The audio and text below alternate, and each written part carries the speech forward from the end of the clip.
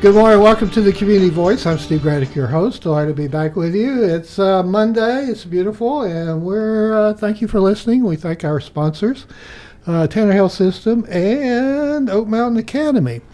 Well, we had a little oversight. Alan Lee was elected Carroll County Clerk of Court in 2009, and for some reason, we never had him on the program after that. So I would get you a little closer to the microphone if I could, Alan. But we've rectified that little oversight. Alan J. Lee is Carroll County Clerk of Court.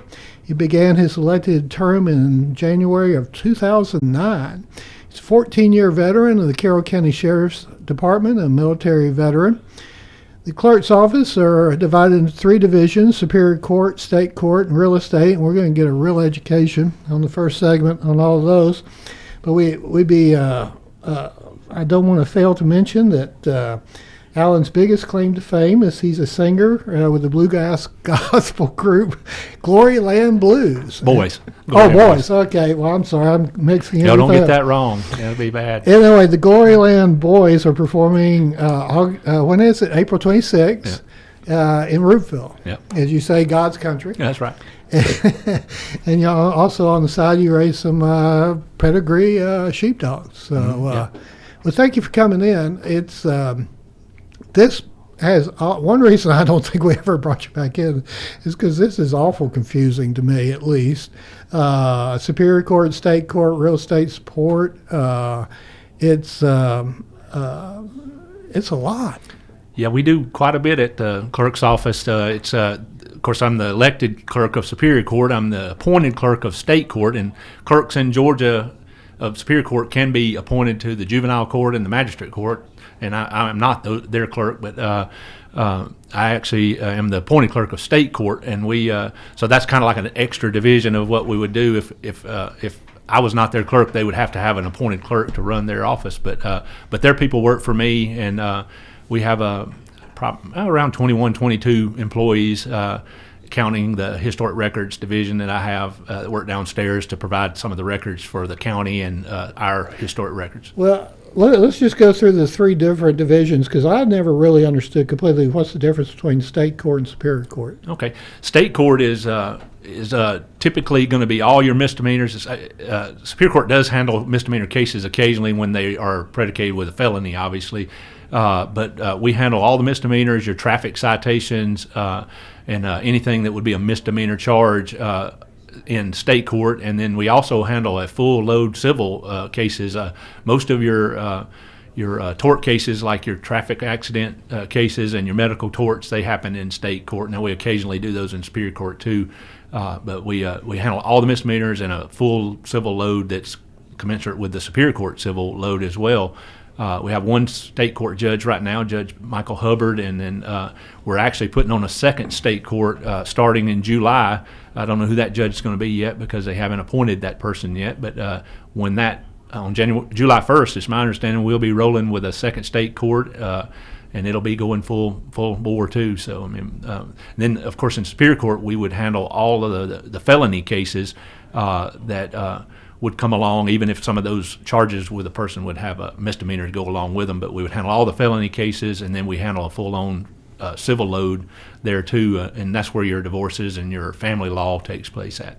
Who are the judges in Superior now? Superior Court, we have, of course, I give a throw off here to our circuit split. We are now the West Georgia Circuit, not the Coweta Judicial Circuit, and we have four judges: Judge John Simpson, who's the chief judge, Judge Dustin Hightower, Judge Erica Tysinger, and Judge Dennis Blackman. Can't forget Dennis. Yeah, and John and Dustin were state reps in a former life, in one of their many former lives. So, but you said Superior handles both criminal and civil. Yes, in both courts we handle criminal and civil, but the delineation in Superior Court when it comes to civil is we handle all of the property related civil cases and all the family law civil cases. So you have child support, divorce, child custody stuff in Superior Court. Whereas you can have any of those other cases as well in Superior Court, but you would not have any family law in State Court civil. So magistrate court is over here and it's separate, Yep. but it gets the lesser cases. Yeah, their cases would be any kind. Typically, would be what you would call small claims Small cases. claims Anything courts. that would have any kind of judgment that was less $15,000 or less in there, and of course they would handle good behavior type stuff, ordinance stuff for criminal, and that kind of thing. They would do limited criminal. I guess you'd say anything would be an ordinance violation, and then they would handle any small claims type suit. They do a lot of evictions and stuff like Do that. they do divorces also? No, they could not do anything like that in magistrate court. See what I mean? It's this is very confusing.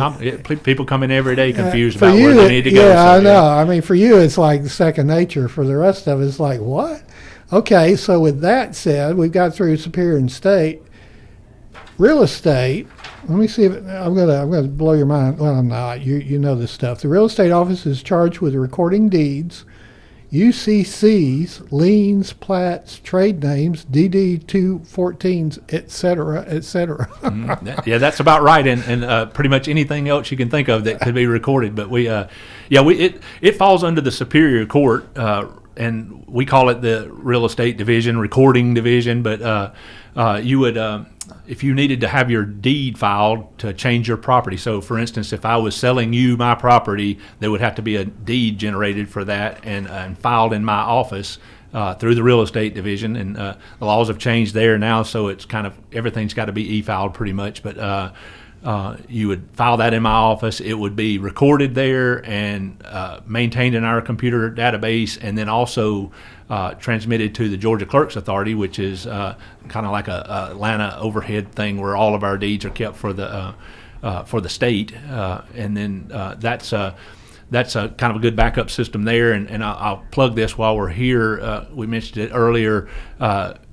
There's a lot of real estate fraud out there. You hear it on the radio all the time, and plugs for a system called LifeLock, I think, when it relates to deed fraud. Well, through the Georgia Clerk's Authority, there is a free system that's offered for people who want to keep up with deed changes through a notification system. It's called fans.gsccca.org, and it's a totally free system created by clerks to help people get notifications when deeds transfer. So if you need further on that, you can call my office and talk to me or ask about it. We got a flyer. I think Stephen may be able to put it on your Facebook page possibly. Sure.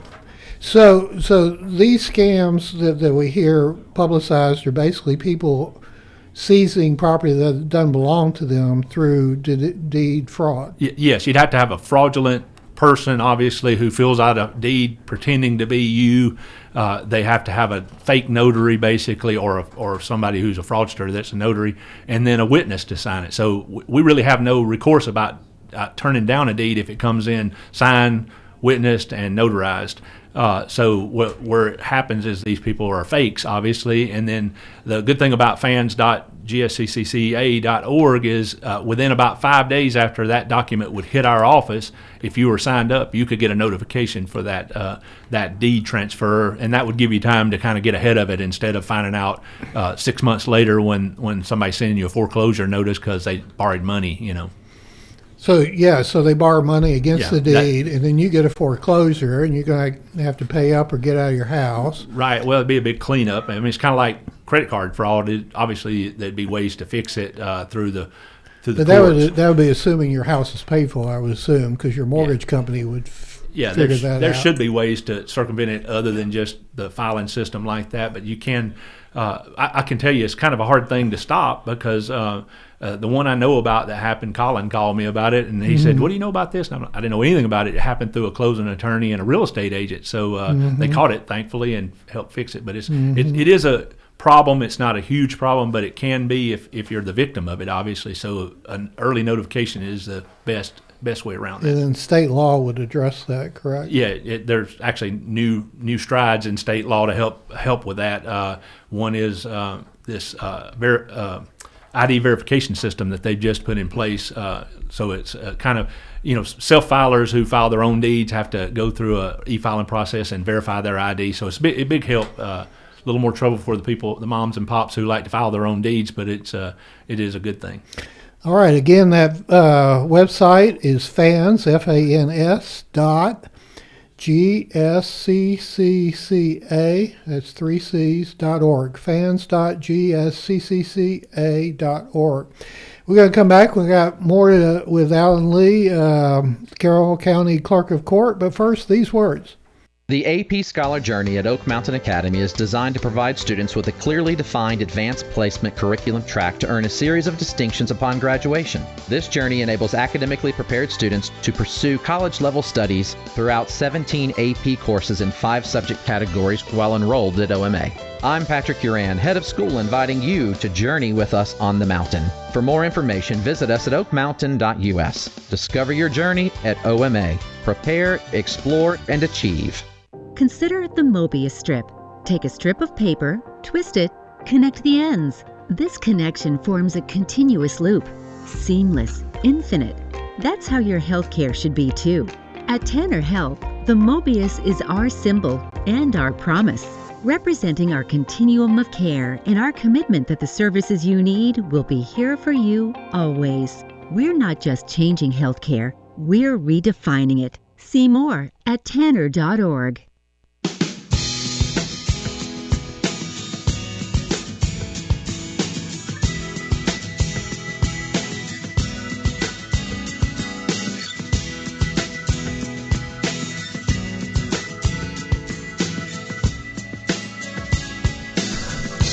Good morning. Welcome back to the Community Voice. We've got a content-rich program this morning with Alan Lee, Carroll County Clerk of Court, as we're diving into the work that he does, which is extensive. Tell us what's the typical day like in the life of Alan Lee? So it's kind of interesting. When I started in 2008 or 2009, actually I was blessed to be working for the sheriff who at the time who allowed me to spend my last couple of months in between the election and taking over in the clerk's office. He let me spend it there with Kenneth Skinner, and Kenneth actually trained me on the old way to do things, which was by hand spreadsheets and really I guess in the clerk world it's always about make sure the money is right. Yeah. Does that make sense? Because we collect, I would say, millions of dollars a year through the clerk's office, and we disperse that money, and it can be a really daunting task. So my first objective when I came in was to learn the process, and then I basically through the years we've been able to implement things like e-filing on the criminal, civil side and the real estate side. So I've not had to add a lot of employees to my staff. So what we have is probably maybe one or two less than we had when I started. We had some people there that stayed 50 years basically, and they retired out, and we just have not replaced a lot of them through that attrition. But we actually, a day in the life of Alan is come in and make sure the money's right to start off with. So my morning consists of going through all the receipts that we did the day before, making sure everything balances, make sure that they entered those receipts correctly through some little things that I do. And then I keep up with that daily, and then at the end of the month, I turn around and the first couple of days of the next month, I turn around and disperse all that money to the different places it goes. So for instance, a fine that the judge might say you got $1,000 fine plus statutory add-ons. Well, that $1,000 fine might be $1,800, and that $1,800 goes in about 10 different directions. In the same way with a civil case, a fee comes in on the front end, it comes in, and that money goes out at the first next month in about 10 different directions. So, what are some of the directions that it goes? The legislature has added, like different programs, local victims assistance. I'm just naming a few. The date fund. I always have fun writing that check. The Carroll County Date Fund, DATE. I make sure I put the periods on the date so nobody thinks that we have a dating fund. But it's drug awareness, treatment, education, and traffic tickets have a bunch of different ones. I mean, there's all kinds of different government programs that are supported by fines and fees that are collected through the clerk's offices in the state, and of course. My retirement gets a little piece of everything that comes through there, and the sheriff's retirement.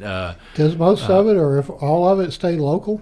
No. Most of it goes out. Now the county gets everything that's left over after the add-ons and a few little things that come away from that fine or civil action fee. But then the rest of it, the little pieces go different directions out to these state entities. Really? Yep. Yep. Okay, so that'd be something to talk to our beloved state legislators Yeah, about. they probably have no idea, but I mean they add these fees and they sunset these fees and they change the fine structures every so many years, and we have to keep up with when a crime occurred so that we can know which fine to add it to, which variation of the fine to add in, and then. That's mostly my day, and then of course we do supervision. I was blessed. I'll give her a plug. I have a chief deputy now, which I didn't have for years. I had some people that had been there for 30, 40 years, and I wanted to make sure that when they left, I started a chief deputy with our office, and she can do things, supervisory roles that I don't have time to do anymore. I've fallen victim to the hierarchy of clerks now. I'm actually participating in some of the hierarchy things. I'm the secretary treasurer this year and next year for the Georgia Superior Court Clerks Council, and then I was on the Clerks Authority Board, that GSCCCA. I was on their authority board, and they reappointed somebody else to take my place. So I'm not doing that anymore, but I'm actually participating in quite a bit of the state level stuff as it applies to the clerks of Superior Court. So I do that and meetings with that, and I help supervise the office. Right now we're doing BOE, and that's one of the things that goes on that you probably wouldn't even know about. We hadn't talked about it. The clerk is also, I hate to use this term, the tax man sometimes, but you help select or help facilitate the Board of Equalization? Exactly. We are in charge of making sure their training and appointments are done, and actually there's hearings going on now. So when they send you your tax bill and you don't agree with it, the process is appeal it to the Board of Equalization, which is going on right now at my office. Get in line and appeal that tax That's right, bill. and so it's a good function in our office. It's a citizens board that reviews the tax appeals. By its very nature, though, it can be a little bit tense or contentious. It can be occasionally. It's according to who the person is, or the rep, and sometimes our people get frustrated there too, and when it gets a little bit high. Particularly with those appraisals that came down that made us all very real estate rich. That's right. Mention her name. Is it Catherine Huckabee? Yep, Catherine Huckabee. She's got a lot of hats. She's doing the Board of Equalization today. She's also my jury liaison officer. And I call her my admin assistant because she does everything else to help me too.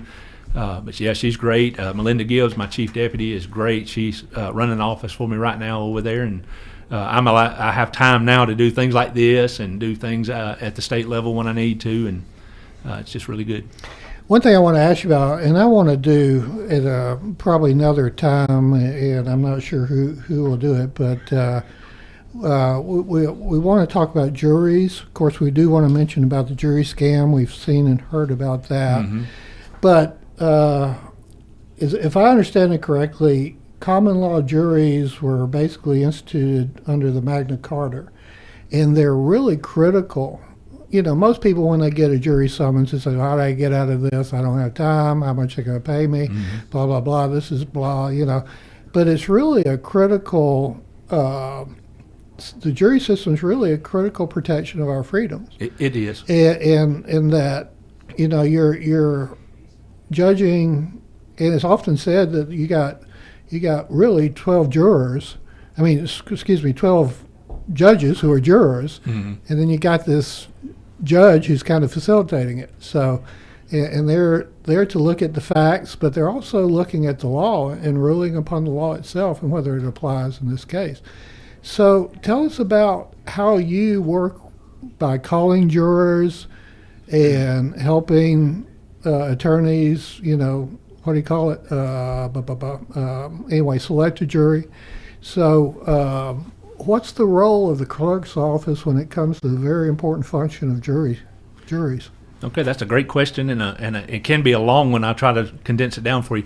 So, when a judge decides he or she wants to have a jury trial week, they send an order to my office, and it goes to Catherine Huckabee, my jury liaison officer, and she selects that number of jurors from our jury program. And this is where it could get in the weeds a little bit, but prior to 2012, the old jury system was basically done by using the census parameters. So it was not so random. The jury pool had to be created based on the census parameters, and then it had to be drawn based on the census parameters, so that those segments of the census had to be represented in the jury. In 2012, they changed that law, and thankfully they made the whole system random. So now, where we only had like 20,000 people in our jury pool prior to 2012, we have everybody in Carroll County that's has a driver's license, has a voter's card, a Georgia ID. Basically, if you're over 18, you're in the jury pool. And when we hit that button to select whatever number of jurors that the judge wants, that it randomly selects from that jury pool, and it spits out that many names. We send those summonses out in the mail to a person that's names on that summons. They get that summons. They're asked to come into the office on whatever day that judge wants them in. Some of our judges like to check them in on Friday and then have them back on Monday. One of them likes to have them check the website on Tuesday or Monday afternoon to see if they have to come in on Tuesday. But most of them, several of them do them on Mondays, and we come in on Monday. We check everyone in. We give them a card, like a debit card, that we can load daily if we need to pay them. And that's our check-in process. And once we get them checked in, we go through reasons why they might need to be excused for jury duty for the week. And if the legislature gives me a very small window of things that I can go over with jurors and excuse them for prior to them being in the courtroom. Anything that would fall outside of those few rules that I have would have to be requested through the court in open court in front of the judge and the two attorneys. But once we get all that done, we have a jury list that's finalized, and we provide that to the court, and the attorneys get it, and it has those names in the order that they were drawn randomly. And then the court would actually go through a process of asking them questions, and then they select, the attorneys pare that down to usually 12 jurors plus 2 alternates. Post-COVID, we decided having 2 alternates was the best route to go, because we had our battles. We've had trials where we almost could not finish the trial because of people getting sick during the process. So we do 12 plus 2 pretty much every time. Now in state court, a lot of their trials are just 6 plus 2. But when people are called to serve on the jury, generally, what's the impression you get? Are people resistance, happy about it? Do they understand the significance of it? What's your general feeling upon that? I don't want to say 50-50. It's more of a 30-30-30. We have people that really see the value in the civil service that it is, civic service. I mean, because in reality, we can't move the criminal cases without having that jury there ready to go, because it is that person's day. I mean, the defendants that have gone through all these different court dates to get to a trial week, it's their right to have a jury trial if they choose one, but they will also use that as a reason to continue and bog down the court system. So if we have that jury sitting there ready to go, then it's really time to pick a jury when we get to their case.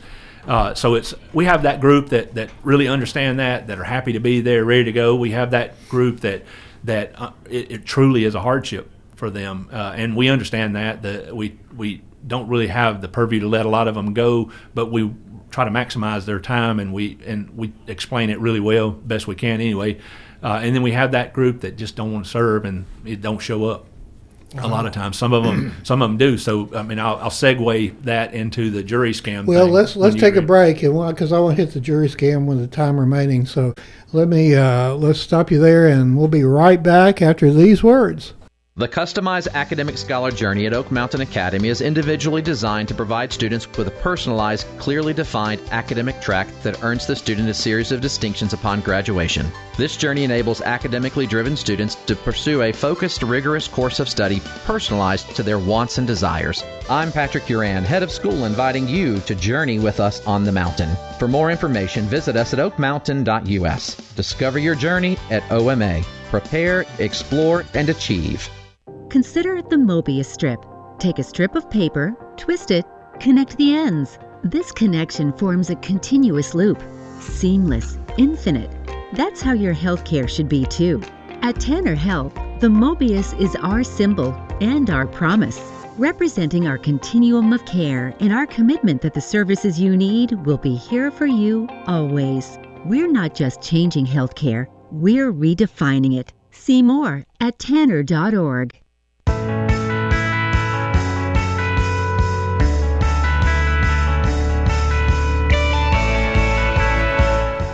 Good morning. Welcome back to the Community Voice. We're very honored to have Alan Lee, Carroll County Clerk of Court, on the program this morning. We're also on Facebook Live, and we've been talking about the importance of the jury system, common law juries, and how jurors hold a great importance as judges in the jury box to reflect upon the facts of the case and the laws thereof.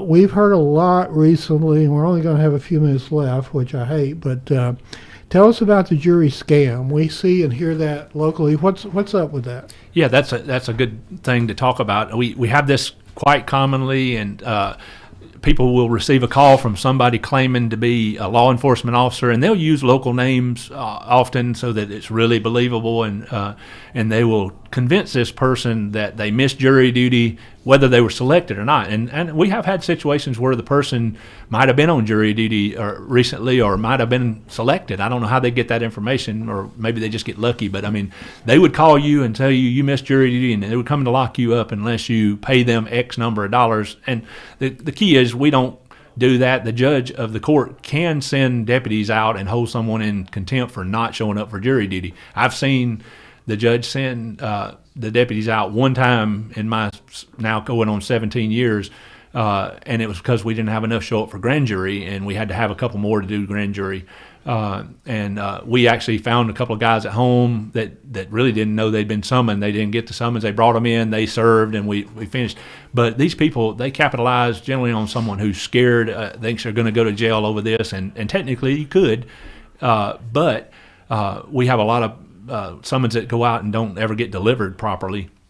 So it's kind of one of them things they would have to explain why they didn't show up if they were caught on the carpet for it. So how much are they trying to fleece these people for? Sometimes it's $700 plus. I'll tell you a quick story. I was at the bank depositing the money one day, and a lady, she was her 70th birthday, and she ran up to me in the bank and asked me why I was trying to lock her up. And she was on the phone with this scammer out in her car. She had her phone in her car, and she was at the bank to get the money, and she just happened to run into me. And of course I said, I'm not trying to lock you up, this is a scam. And I went outside and got on the phone, and I was not very nice to that guy, by the way, but it was he was not very nice to me either. Yeah. But so she was in there to get cash money to give to this guy? She was under the impression that he was going to come get it. But of course, through the process of these people scamming them, they will talk the person into going to get a card at the grocery store or something like that. And then it's, we're going to meet you at the sheriff's department. No, they're not going to meet you. They're going to get you to give them the card numbers, and you're going to, and then they're going to take the money. Is it mainly the elderly that get scammed? I've seen it both ways, seen young people, but mostly the elderly. Well, you get somebody fearful enough about going to jail, $700 is a bargain. Yeah, they do the same thing with warrants. They'll pretend that they're law enforcement. They got a warrant on you, and that they're going to come get you if you don't pay them X number of dollars. They just don't do that. They'll put you in jail, let you make a bond. All right. Well, tell us, where's the office located now? We keep we've moved a bit. Yeah. Now we are actually the same place we've been since the new courthouse, and we're going to stay there. We're at 311 Noonan Street on the second floor in the new courthouse. Oh, okay. So now we did move out of the old courthouse into the new, and we'll be there. As far as I know, we're going to be there forever. And I think they are moving the magistrate court over to the new courthouse on the second floor when they get finished with the fifth floor. Yeah. Okay. Well, excellent. Well, thank you for coming in. Phone number for the office if people have further questions, or website? 770-830-5830, and whatever the options are you need. And if you need to do a passport, we do those there, and you can make an appointment through that number. Okay, excellent. Well, Alan, thank you for coming in. Hopefully it won't be another 16 years before you come back. You can call me anytime. I'm glad to come. I could talk for hours about the clerk's office. And thank you, everyone, for listening. We're on Facebook Live if you'd like to go back and look. And thank you to our sponsors. Go out and make it a great day. You're in tune to WLBB Carrollton. Headlines and the local stories you care about. WLBB Carrollton.